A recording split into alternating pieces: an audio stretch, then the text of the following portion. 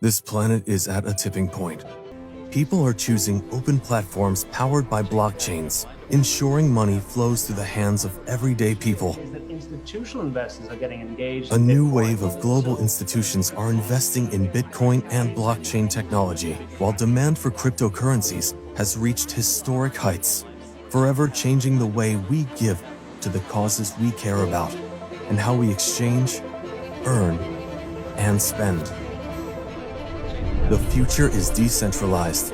The world is moving forward.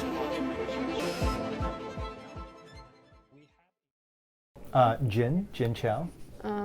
Nice to meet you. Likewise. And where are you from? Well, I grew up in the US and I currently live in Asia. I've been there for the last 10 years. What's your speech here in the Web Summit? What's my speech? Yes. I spoke on cryptocurrency and real world adoption. In all over worlds, or in, for example, only in Europe or only in America, for example? Oh, I speak all over the world. So I'm here today in Lisbon, but in the past 6 months I've spoken in Dubai, Istanbul, Sao Paulo, Buenos Aires, Tel Aviv, so yeah, and as well as Asia and Singapore and Korea. And you have your own platform, Binance, or what is the platform? Binance is 2.5 years old. The founder is not with me today. I'm the strategy officer here. We are quite a large cryptocurrency exchange. We're generally considered the largest cryptocurrency exchange in the world by volume, so we transact $1 to $2 billion a day. What you can say about Russian market? How much visitors in your platform from Russia, from Ukraine, Belarus, these countries? Well, I would say the Russian market is very big. First, is very big in crypto overall, and then particularly for Binance, we have a lot of very active users. And it's not just the users that are involved in crypto, but you have a lot of miners in Russia, and you have a lot of technical developers that are developing on the blockchain and also developing using the Binance chain as well. So it's a very key market for us. Every day cryptocurrencies changes, for example, Bitcoin growing, falling. What you can say about your future of cryptocurrency, of your platform, for example? What will be the future next year? And Well, sure. Well, we became the largest exchange in the world about 2 years ago, and I think we still represent over 50% of the global volume. So I think we're in very good position to stay the leader for a while, and hopefully for a long time. But I would say for the industry, it's still very, very young. So although Bitcoin is over 10 years old, the recent adoption is really over the last 2 years, we went from 0.1% global adoption to about 1%. So even today, only about 1% of anyone on the planet has cryptocurrency. It's probably much higher in Russia because they've adopted much more heavily, but it's still very early. And I think until we reach about 10 to 20% adoption, you'll still see a lot of price fluctuation in cryptocurrency. So I expect that Bitcoin, for example, will continue to go up by quite a bit. So until there's stabilization, most people are going to probably be trading it and speculating.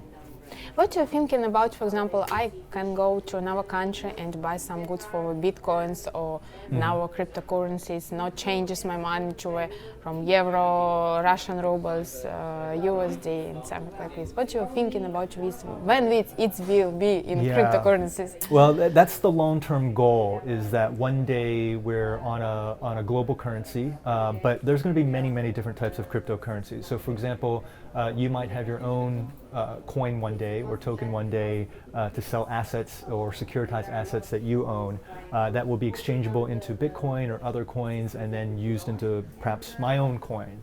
So that's the liquidity that Binance is providing. We want to make sure that all the coins can be easily traded, similar to the foreign exchange market. But I do think that the larger goal of, for example, Bitcoin is to become a global currency and replace all the central bank issued currencies one day. I think that will take a very long time, but it has happened before. So for example, currently we have the euro, and it's only 20 years old, but the euro actually took the place of many different currencies in the past, right? The German Deutschmark, French franc, etc. So I think this is a natural evolution for a global monetary system because the world is globalizing, and countries are going to continue to trade with each other and exchange knowledge with each other and learn from each other, and so it's natural that the currencies will evolve that way. And what do you think, for example, now is more popular Bitcoin, and maybe in future will be another cryptocurrency. For example, how I can understand that it's good investments for this, for example, new currency? Well, that's a difficult question. Where, as an exchange, it's difficult for us to give investment advice. What we do is we look at all the projects and make sure that the teams are strong teams, that they're focused on solving a problem, and that the token has a utility that the company is proposing. But in the marketplace, it's very different. So I can sell you, I can show you 10 different shoes, and you have a different preference for one shoe, I may have a preference for another, and we have different values for that. So it's very difficult for each investor to know what the future will be for each of these. I think that's part of the challenge, but over time it'll be clearer that more people will agree on specific currencies. And I think right now most people agree that Bitcoin is still the preferred solution for this. Yeah. And also some questions about what you can advise if I'm not any know about currencies.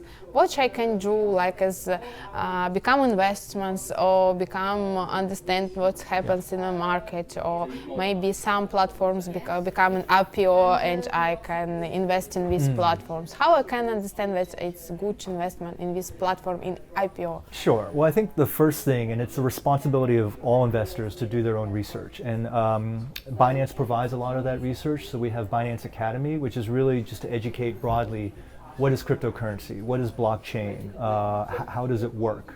What are the pros and cons? So this is basic education. So that's to get comfortable with the technology. If you want to know specifically about a project, we also have Binance Info, or sorry, Binance Research. Binance Info talks about specifically how to use our platform to trade. But if you want to learn about specific types of projects, we have Binance Research, which gives like a report on recent developments, what the liquidity looks like, what the supply looks like, what adoption looks like. And so these are like the stock reports that Wall Street will issue each quarter. So we do cover that as well. But I would recommend, the very first thing to do is perhaps register on Binance and then just read as much information as possible. And not just on Binance, but anywhere on the internet, to learn as much as you can. Then when you're comfortable, then you can start to invest. I think that's the first thing. And that applies not just to cryptocurrency, but it applies to stocks, it applies to real estate, it applies to a house that you're going to buy, right? You always want to do research and know what you're buying.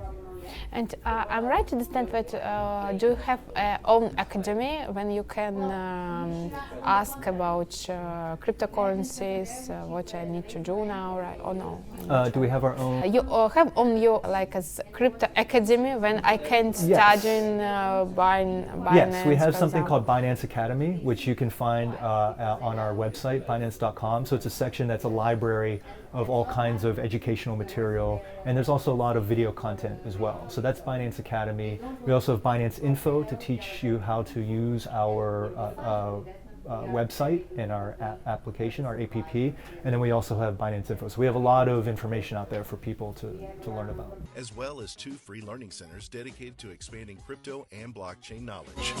And what do you need now for your business, for Binance? For example, you need more good products management or investments, or some people who know in IT sphere. What do you need for you growing in different countries? What do we need? I see. Well, yes, I think the whole industry could use more technical talent. So developers, both the product side as well as the technical side, back end and front end are useful.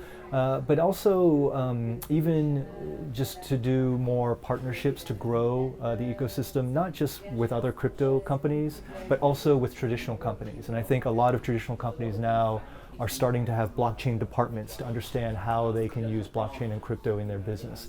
So I think that will help grow a lot.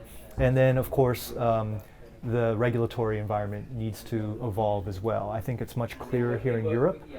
It's a little more uncertain in, say, North America. And then there are a lot of parts of the world that are still very unregulated. So that needs a little more clarity from policymakers to help grow the industry as well.